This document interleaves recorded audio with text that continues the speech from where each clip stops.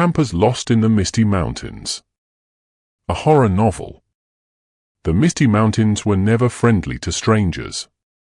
Locals spoke in hushed tones about the fog that rolled in without warning, the strange cries heard at night, and the travelers who never returned. But for a group of 5 college friends from Delhi, the stories were just that, old folk tales meant to scare city kids. It was Rohan's idea. "Let's go off-grid," he'd said. "No resorts, no crowds. Just nature, a bonfire, and good old bonding." So they came, Rohan, Meera, Kabir, Tanya, and Ankit. They packed tents, supplies, and a portable speaker, driving 8 hours into Himachal Pradesh, then hiking another 4 into the heart of the mountains. They laughed as the path narrowed and the mist began to creep in, unaware that it was not fog they should fear, but what walked within it. They set up camp near an abandoned wooden hut they found nestled in a clearing. The place had an eerie stillness, as if the forest was holding its breath. Even the birds seemed to avoid the area. That night, as they huddled around the fire sharing ghost stories, the mist thickened unnaturally. It wasn't cold, but the air felt wrong. Meera was the first to mention it. "Do you guys hear that?" she asked, eyes scanning the surrounding fog. A soft scraping sound echoed faintly in the silence. Then, a distant cry, a high-pitched wail that chilled their bones. Kabir tried to brush it off. "Probably some mountain animal. Foxes scream like that, right?" But no one laughed. They decided to turn in early, tension thick in the air.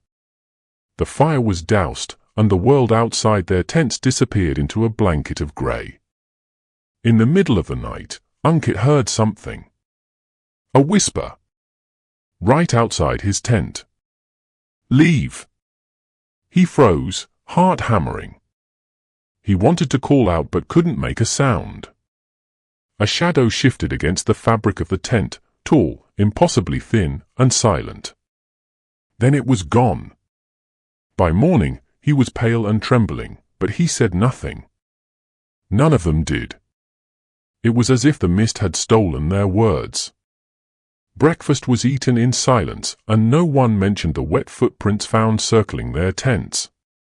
That day, Tanya wandered off to take pictures. She never returned. They searched for hours, yelling her name, but their voices were swallowed by the fog. The trees all looked the same, the path back seemed to vanish. It was as if the forest was changing, closing in. By nightfall, Rohan was frantic. "We have to leave. We'll walk all night if we have to." But the moment they packed their things and tried to leave, the mist thickened until they couldn't see their own hands. The forest had become a maze, and they were the prey. That night, the whispers came back. More of them. Meera screamed as something pulled her out of her tent, and by the time they got outside, she was gone. Only her blood remained, smeared across the tree trunks in strange, curling symbols. Kabir lost his mind that night, muttering to himself, scratching at his skin.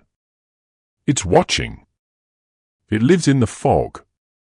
It hates noise. We disturbed it." Rohan and Ankit tried to calm him, but it was no use. By morning, Kabir had vanished too. Rohan found his body hanging from a tree, his face twisted in terror, mouth sewn shut with twigs. It was just Rohan and Ankit now. "It's the hut," Ankit whispered, clutching his knees. "We should have never camped near it. That place, it calls the mist. It feeds the forest." Rohan didn't want to believe it, but he remembered the carvings on the wooden hut's door, symbols similar to the ones written in blood. Old, evil markings. That night, they stayed awake with torches.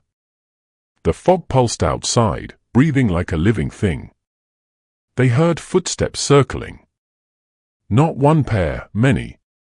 Bare feet, shuffling, dragging. Ankit stood up suddenly, trance-like. "It's calling me." Ankit, no! Rohan grabbed him, but Ankit smiled, a hollow, empty expression, and stepped into the fog. There was no scream. Only silence. Rohan was alone. He made a run for it at dawn, compass in hand, leaving everything behind. He ran until his lungs burned, never stopping.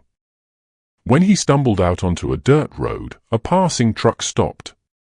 You came from the mountains?" the driver asked, horrified. "From there." Rohan nodded, eyes wide. "You're lucky. No one who enters the mist ever returns." He never spoke again. Not to his family. Not to the police. Not even to the doctors in the psychiatric ward where he now resides, staring blankly at the fogged-up window, whispering one word over and over. "Leave."